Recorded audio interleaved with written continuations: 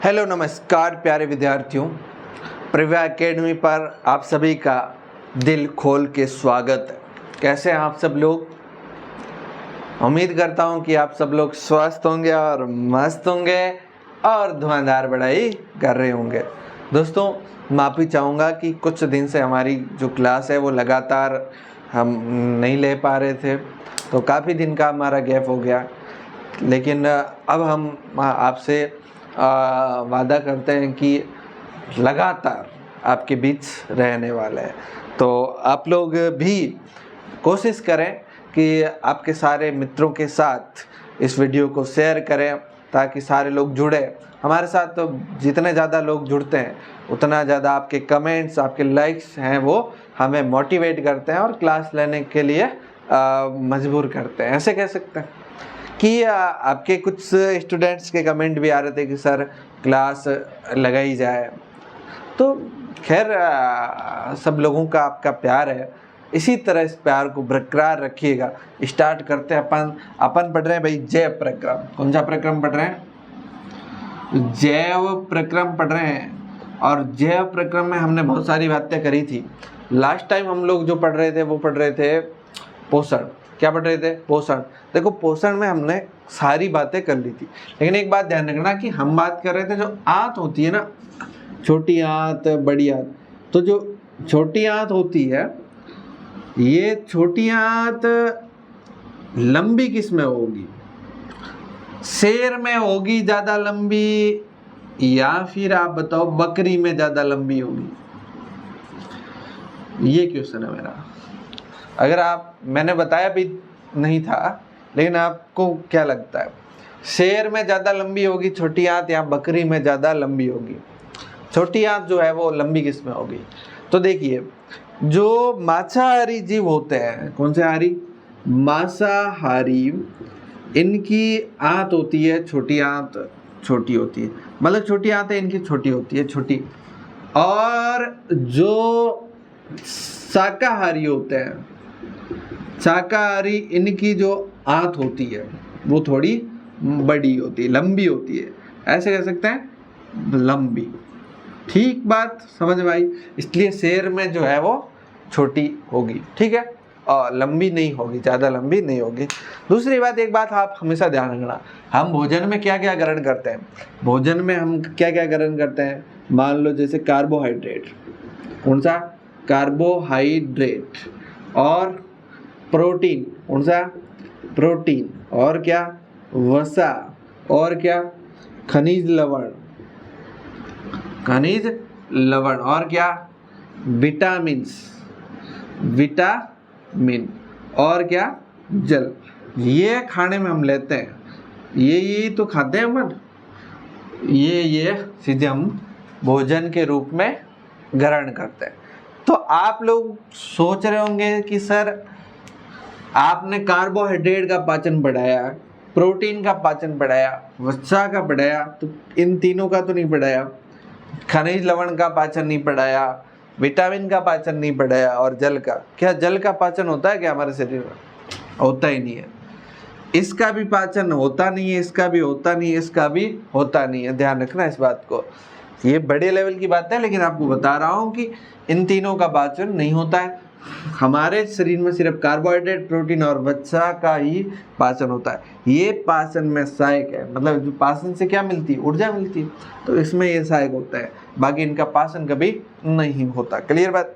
चलो भाई, ये बातें आपको उस पोषण से रिलेटेड बतानी थी। आज हम बात करेंगे श्वसन की। देखो, श्वसन क्या होता है? छोटी क्लास में आपने पढ़ा होगा श्वसन। क्या होता है श्वसन? देखो, श्वसन आप कह सकते हो क्या?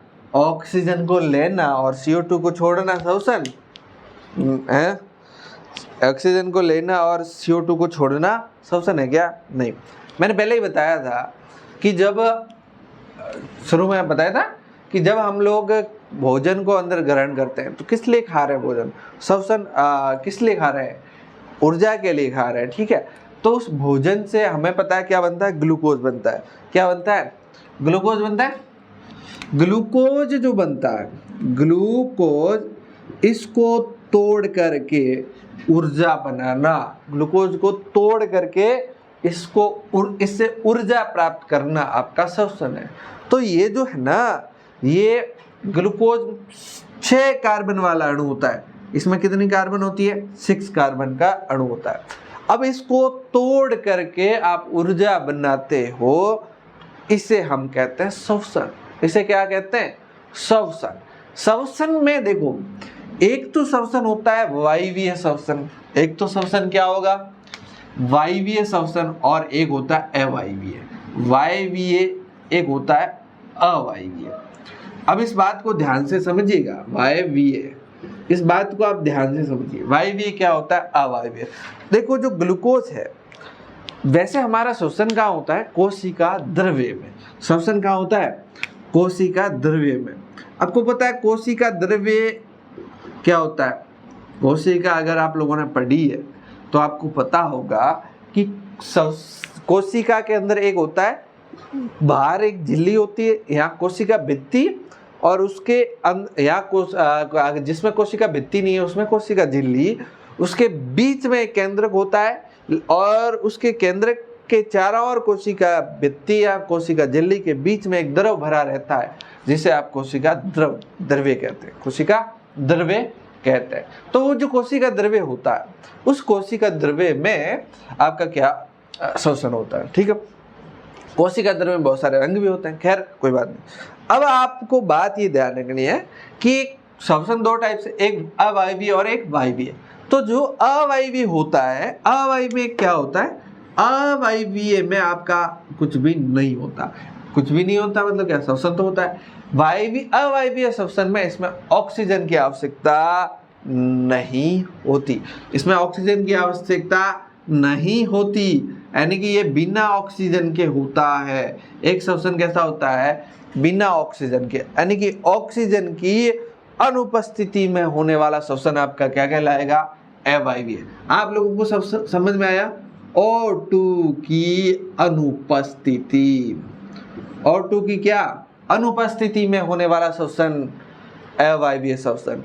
ऐसा नहीं है अवायवीय से आप समझ लोगे वायु की अनुपस्थिति में, वायु का लेना देना नहीं, ऑक्सीजन की अनुपस्थिति में होने वाला श्वसन क्या कहलाता है? अवायवीय। अब ये होता है ना, तो इससे बनता है क्या? देखो, इससे बनता है एथेनॉल। क्या बनता है? एथेनॉल, वही आपका दारू, शराब वाला एथेनॉल। अब आप मत कहना सर आपने हमें कुछ सिखाया नहीं, हमने आपको बता रहे एथेनॉल कैसे बनाना है। एथेनॉल बनता है, और आपके CO2 बनती है। और क्या बनती है? CO2। और ऊर्जा तो बनेगी, ऊर्जा के लिए तो हम काम करते हैं, तो क्या बनेगी? CO2। ठीक है, अच्छा, एथेनॉल बन रहा है, और क्या बन रहा है? और क्या बन रहा है आपका? और क्या बन रहा है? CO2 तो बनेगी, और आपका ऊर्जा बन जा रही है, और ऊर्जा तो बनेगी, ये तो फिक्स है। तो एथेनॉल बन जाता है किसमें? अवायवीय श्वसन में। तो बेटा एक बात और ध्यान रखना, क्या? कि ये श्वसन जो होता है वो ईस्ट में होता है। ईस्ट एक जीव होता है, शायद आपने सुना हो, डबल रोटी वाला ईस्ट। वो जो ईस्ट होता है, वो ईस्ट यहाँ पर श्वसन ऐसे करता है। इसका मतलब ये है कि आप अगर ईस्ट को पकड़ के डिब्बे में बंद कर लो और वो अवायवीय श्वसन करता रहे, और तो क्या बनता जाएगा? एथेनॉल। मतलब आपका क्या हो जाएगा? डिब्बा जो है वो एथेनॉल से भर जाएगा, मतलब शराब से भर जाएगा। क्लियर बात? समझ? ठीक है। अच्छा, ये जो एथेनॉल होता है 2 कार्बन का अणु होता है, आपको पता ही है, 2 कार्बन का अणु होता है। ठीक है, चलो भाई नेक्स्ट बात करते हैं। अब वायवीय, ये अवायवीय श्वसन है। अब वायवीय श्वसन, देखो वायवीय श्वसन में चाहिए अपन को ऑक्सीजन। वायवीय श्वसन में क्या चाहिए? ऑक्सीजन। इसमें ऑक्सीजन क्या होता है? उपस्थित। ऑक्सीजन क्या होता है? उपस्थित। ठीक। अच्छा देखो, कई बार क्या होता है, ऑक्सीजन का अभाव हो जाता है, ऑक्सीजन की कमी पड़ जाती है। मान लो मुझे 1 किलो ऑक्सीजन चाहिए और 1 किलो ऑक्सीजन नहीं मिली, आधा किलो मिली, आधा किलो भी नहीं मिली, तो बताओ ऑक्सीजन का क्या हो गया? अभाव। और ऑक्सीजन के अभाव में एक श्वसन होता है, अभाव में, ऑक्सीजन के अभाव में O2 का अभाव हो जाए तब श्वसन होगा। वो श्वसन तो वायवीय माना जाएगा, यानी कि ऑक्सीजन की कमी है, इससे क्या बनेगा, ध्यान रखना, लैक्टिक अम्ल बनेगा। इससे क्या बनेगा, ध्यान रखना बेटा, लैक्टिक अम्ल बनेगा। इससे क्या बनेगा, लैक्टिक अम्ल बनेगा। इससे क्या बनेगा, लैक्टिक अम्ल बनेगा। और क्या बनेगा, ऊर्जा बनेगी। और क्या बनेगा, ऊर्जा। और लैक्टिक अम्ल जो होता है 3 कार्बन का अणु होता है। 3 कार्बन वाला अणु होता है कौन, लैक्टिक अम्ल। इससे ऊर्जा बनेगी। लेकिन बेटा ध्यान रखना, इसमें CO2 नहीं बनेगा। और एक बात ध्यान रखना, ये जो होता है श्वसन हमारी पेशीय कोशिकाओं में हो जाता है। किसमें होता है, पेशीय कोशिका में। हमारे शरीर की जो पेशीय कोशिका होती है ना, उसमें ये श्वसन पाया जाता। क्लियर बात, आपको बात समझ में आई कि अगर हमें मान लो ये हमारी पेशियां हैं, यहाँ पर पेशियां होती हैं, और इन पेशियों को अगर हम ज़्यादा काम कराएं तो ऊर्जा ज़्यादा चाहिए। ऊर्जा ज़्यादा चाहिए कि नहीं चाहिए भाई, अपन इससे ऐसे हाथ को ऐसे ऐसे कर रहे हैं तो ऊर्जा ज़्यादा चाहिएगी। अब ऊर्जा बेटा ज़्यादा चाहिए तो क्या होगा, तो श्वसन ज़्यादा करना पड़ेगा। श्वसन ज़्यादा करना मतलब ऑक्सीजन की ज़्यादा जरूरत है। लेकिन अब ऑक्सीजन ज़्यादा आ ही नहीं रही है, तो ज़्यादा नहीं आएगी तो कौन सा श्वसन हो जाएगा, अवायवीय श्वसन। सॉरी, वायवीय होगा लेकिन कैसा होगा, ऑक्सीजन के अभाव में श्वसन होगा, तब लैक्टिक अम्ल और ऊर्जा मिल जाएगी। अच्छा देखो, जैसे कई बार क्या होता है, जैसे मान लो हम लिखते नहीं है, हाथ से ऐसे ऐसे ऐसे ऐसे लिखते नहीं है कभी, लेकिन कई बार हमें लिखना पड़ता है। जैसे तुम लोग हो लिख के पढ़ते नहीं हो, लेकिन एग्जाम में तो आपको ज़्यादा लिखना पड़ेगा। अब लिखोगे तो आपका हाथ होगा दर्द, यहाँ से। क्यों दर्द होता है, इसके पीछे कारण है, पूरे दिन में आपका पहले तो हाथ पड़ा ही रहता था, तो इसको ऊर्जा की कम आवश्यकता थी, तो यहाँ पर ऑक्सीजन कम आती थी। अब क्या हुआ, आज आप लिख रहे हो तो ऑक्सीजन तो कम ही आई, लेकिन आप लिख रहे हो ऊर्जा की होगी ज़्यादा जरूरत, तो श्वसन कैसा होगा, ये वाला O2 के अभाव में श्वसन होगा। तो यह बनेगा लैक्टिक अम्ल, और ऊर्जा तो मिल जाएगी, लेकिन लैक्टिक अम्ल बनता है और अम्ल है, लैक्टिक अम्ल है, तो ये आपका कैसा होता है, ये आपका बेटा दर्द उत्पन्न करता है। तो ध्यान रखना, बट क्लियर बात। फिर आता है अब आपका मान लो और वायवीय श्वसन में क्या होगा, ऑक्सीजन की उपस्थिति, O2 की उपस्थिति। एक तो ऑक्सीजन की अभाव हो गया, एक अनुपस्थिति और एक उपस्थित। ऑक्सीजन जब उपस्थित होगा तो आपको पता ही है क्या बनेगा, CO2 बनेगा प्लस जल बनेगा प्लस क्या बनेगा, प्लस आपका ऊर्जा बनेगी। क्लियर बात। और क्या बन जाएगी, ऊर्जा। ये ऑक्सीजन की उपस्थिति में होगा। और इम्पोर्टेंट ये श्वसन होता कहाँ पर है, माइटोकॉन्ड्रिया में होता है। माइटोकॉन्ड्रिया में आपका कौन सा श्वसन होता है, ऑक्सीजन की उपस्थिति वाला, यानी कि वायवीय श्वसन होता है। क्लियर बात। यही बात यहाँ पर बता रहा हूँ। CO2 बनती है, H2O बनता है, और ये ऊर्जा बनती है।